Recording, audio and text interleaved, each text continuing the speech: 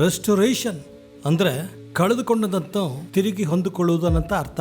ಇಲ್ಲಿ ಯಾಕೆ ಯಾವುದಾದ್ರೂ ಒಂದು ಕಳೆದುಕೊಂಡಂಥದ್ದು ಅದು ಆರೋಗ್ಯವಿರಬಹುದು, ಇಲ್ಲದೆ ಹೋದರೆ ನಿನ್ನ ಒಂದು ಜೀವನ ವಿಧಾನವಾಗಬಹುದು, ಇಲ್ಲದೆ ಹೋದರೆ ಕುಟುಂಬವಾಗಬಹುದು, ಆರ್ಥಿಕ ಪರಿಸ್ಥಿತಿ ಆಗಿರ್ಬೋದು. ಹಾಗೆ ನಡೆದಾಗಲೆಲ್ಲ ಪ್ರಜೆಗಳಿಗೆ ಅವಮಾನ ಉಂಟಾಗುತ್ತೆ.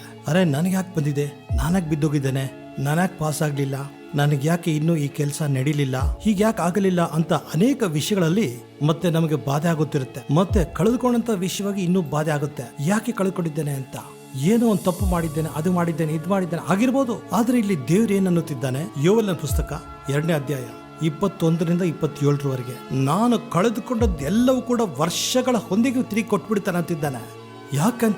ಯಾಕೆಂದ್ರೆ restoration is an identity of a believer. ಕಳೆದುಕೊಂಡಂಥದ್ದನ್ನು ತಿರುಗಿ ಹೊಂದಿಕೊಳ್ಳುವಂಥದ್ದು ವಿಶ್ವಾಸಿ, ನಾನು ದೇವರ ಒಂದು ವಿಶ್ವಾಸಿ ಅನ್ನುವುದಕ್ಕೆ ಒಂದು ಗುರುತಂತೆ. It is an identity that God is with you. ದೇವರು ನಿನ್ನ ಸಂಗಡ ಇದ್ದಾನೆ, ಇನ್ನು ದೇವರು ನಿನ್ನೊಂದಿಗೆ ಇದ್ದಾನೆ ಅನ್ನೋದಕ್ಕೆ ಗುರುತು. ಕರ್ತನನ್ನು ಬಿಟ್ಟುಬಿಟ್ಟಿದ್ದಾನ, ನನ್ನ ಪಾಪಗಳು ಜಾಸ್ತಿ ಆಗ್ಬಿಟ್ಟಿದ್ಯಾ, ಇಲ್ವಾ ನನ್ನ ಟೈಮ್ ಆಗೋಗಿದ್ಯಾ ಅಂತ ಅಂದ್ಕೊಳ್ತಾ ಇರ್ತೇವೆ. ಇನ್ನು ಯಾವಾಗಲೂ ನೀನು ಅವಮಾನ ಹೊಂದದಂತೆ ನಿನ್ನನ್ನು ತಿರುಗಿ ಚೆನ್ನಾಗಿ ಮಾಡುತ್ತಾನಂತೆ.